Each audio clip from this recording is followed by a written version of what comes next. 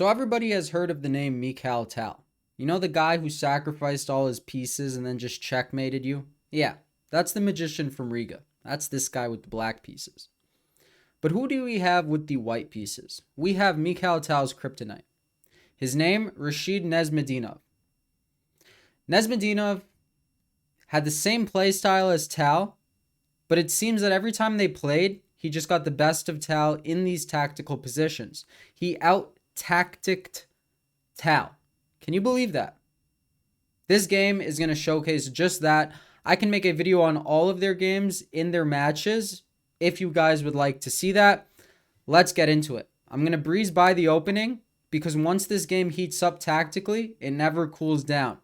What's a better game to look at than that type of game, right? So we get an open Sicilian, knight f6, knight c3, pawn e6. Right? Whenever I see these pawns on e6 and d6, I just see someone post it up. Just someone posted up in a fighting manner. So that's what we get. We get Tal playing a6, the Schwenigen, queen c7. It's like a systems-based Sicilian. It's basically like a London. You can basically pre-move these moves and you're chilling. Just kidding. Don't do that. Don't pre-move the Sicilian. You'll probably lose in 5 moves. Pawn to f4. The position is already heating up. Very common idea in these open Sicilian middle games. We get knight bd7 and g4. Love it.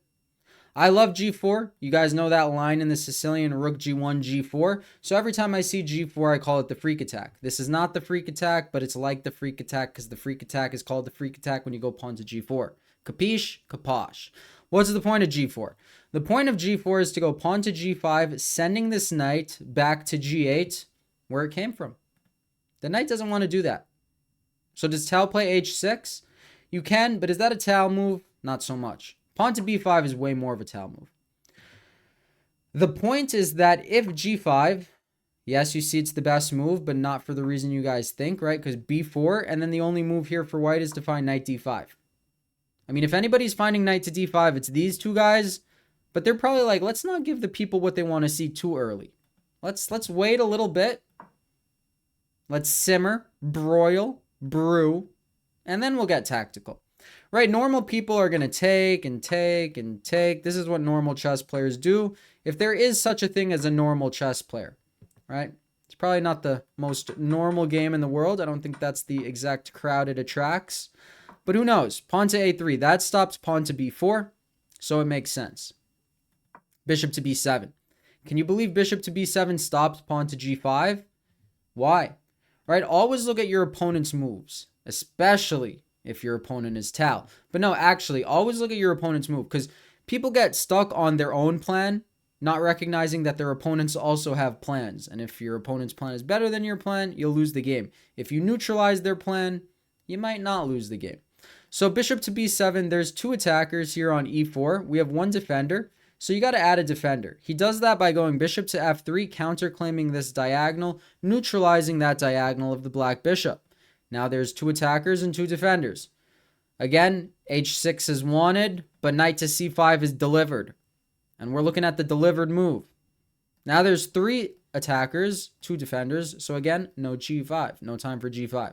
So we get queen e2, 3 on 3, pawn e5. The board is about to get blown open. What would you play here? The best move is knight to d5. Why is this the best move? Well, simply because what happens if takes? You lose a queen with check, so don't do that. And what happens if takes? You get takes. This pawn is pinned. The knight can prance to c6, where it will be a menace to society and do good things. So after e5, instead we get knight to f5, jumping into the hole. I think much more logical. We get pawn to g6, the best move, and we get knight. Just kidding. You think he moves his knight? No, he plays his witch. He takes the pawn in the center. We get pawn takes, because if pawn takes, pawn takes. If you do some quick math, you lost the pawn. The king is in the center. It's not such a good position for black. So, I might need a sneeze. What is it when you think of something that you don't need to sneeze anymore? Let me try to do that. I'll think of something. I know you're supposed to think of something, and then it's like you don't need to sneeze. I think it's working. I'm just thinking of the word something, and it's working. Knight to h6. All right. So when you see knights on peculiar spots like this, you know you're either playing a tactical magician like these guys, or your opponent's a 200 elo. It's one or the other. right? They're either a beast or not a beast. No in between. No in between. In this case, they are not 200 elo. News alert. News flash. But okay, the reason bishop takes knight didn't happen is because then you lose your fianchettoed bishop. You have dark squared problems. Knight to e6. Black has his own holes. He's jumping towards those holes. Bishop to g2. It's very rare that you get a retreating move from Nesmedinov. Right? You can probably count on your fingers how many positional moves this guy has made in his entire career. People said that was his one flaw, not being able to sit on his position.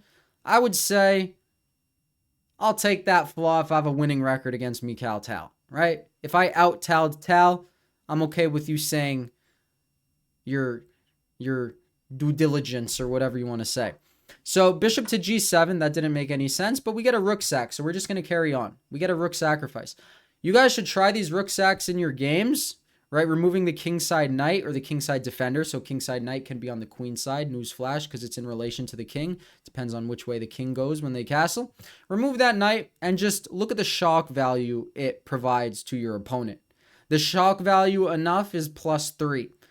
So you give up a 5-point piece for a 3-point piece, but you get 3 points of shock value. Look at that. You're already at a 1-point gain. A 1-point gain. That's a big point. That's a pawn. The shock value makes you be up a pawn. So now after some quick math, we get bishop takes, knight jumps into the center of the board.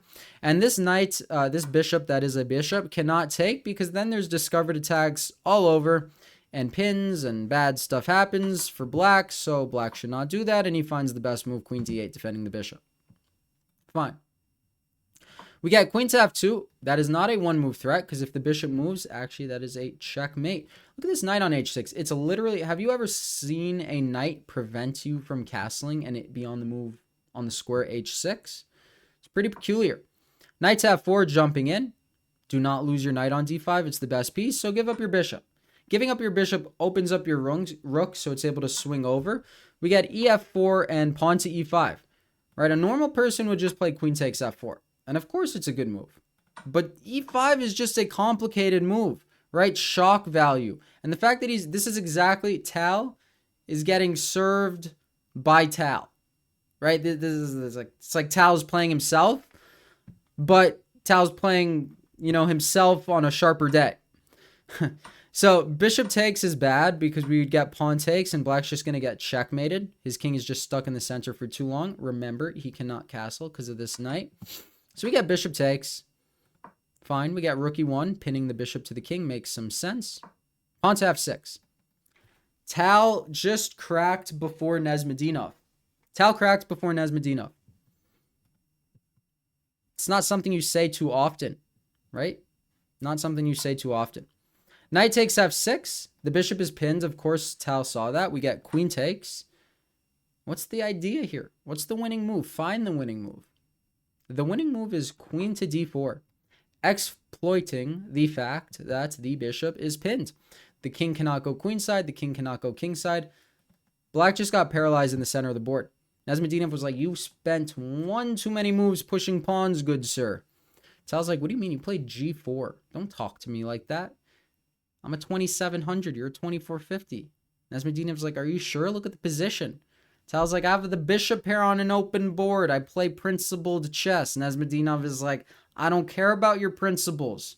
I play chess to break principles and beat you. And that's exactly what I'm doing. Maybe that's the convo they were having in their head during the game. Who knows? Was not there. King to f8, getting out of the pin. We get rook takes, a great move. And queen to d8. Tal's like, all right, I'm going to trade off queens. We'll see what I could do. I have a couple of rooks. Nesmedinov is like, are you kidding me? You think you're going to get a queen trade in this position? Find the winning move. The winning move is rook to f5. Check. Can the queen take the queen? No, that's a check. So, and the king cannot move closer to the rook. So the rook is taken. That rook is taken. The king has to move. We get queen to g7. The walk of shame. The king is on its walk of shame. King to e6. Pawn takes f5. Tal's like, all right, I see mate in 8. You see mate in 8. Have a nice day, sir. I'll see you next time. And the point is, the only move is king to d6, and then there's knight to f7. If you want to find mate in 7, find mate in 7, but you're also going to pick up a queen, and that's just good enough. It's just good enough. But try to find the mate if you want. So Rashid Nesmadinov was Mikhail Tal's kryptonite, who wants to see the rest of the games. Thank you guys as always for watching. I'll see you next time. Peace out.